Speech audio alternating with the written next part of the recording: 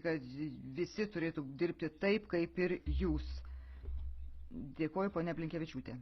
Ačiū pirmininkė.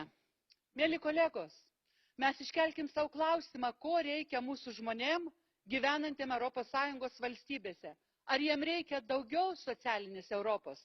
Gausim vienareikšmišką atsakymą taip. Žmonėm reikia darbo, normaliai apmokamo, žmonėm reikia socialinių garantijų, žmonėm reikia normalių pensijų orių senatvėje, žmonėm reikia galimybių išlaikyti savo vaikus, išleisti juos į mokslą, padėti jiems pagrindą gyvenime. Ir paklauskim, ar šiandien mes tai galim garantuoti? Taip, Europa ir nėra vienalytė. Vienos valstybės gali daugiau, kitos gali mažiau, bet mes dėl to ir esame čia, kad visos ES valstybėse turėtumėme tam tikrus minimalius socialinius standartus. Jie yra tiesiog būtini vardan mūsų bendros ES šeimos. Komisarė Tyson, iš visos širdies dėkoju Jums už pasiūlytą teisėkūrinį projektą dėl darbo ir asmeninio gyvenimo suderinimo. Tai iš tikrųjų yra mūsų ilgo bendro darbo rezultatas.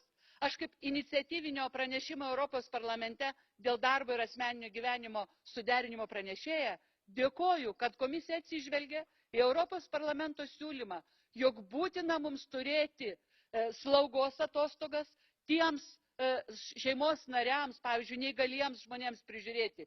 Tai jau atsiranda. 5 dienos per metus. Nėra daug, bet tai pradžia. Labai dėkoju ir už tai, kad tėvystės atostogas, tėčio atostogas pasiūlom 10 dienų ir iš dalies apmokamų. Tai jau gerai, nes vienose ES valstybėse tai yra, kitose nėra. Vadinasi, mes turėsim minimalų pagrindą tai, kad visos ES valstybėse gimus vaikeliui ir tėtis turės galimybę prisidėti prie vaiko auginimo. Ir pagaliau labai džiaugiuosi dar dėl vieno dalyko, kad vaiko priežiūros atostogose 4 mėnesiai bus tėtis atsakingas, 4 mėnesiai mama. Ir tai bus iš dalies apmokama. Ačiū Jums, bet dirbt kartu dar turėsim labai daug. Gracias. Dėkuoju, ponia Kuneva. Κυρίες και κύριοι της Κομισιόν, λέτε... Dėkuoju pirmininkė. Ačiū komisijos atstovui. Jie sako, kad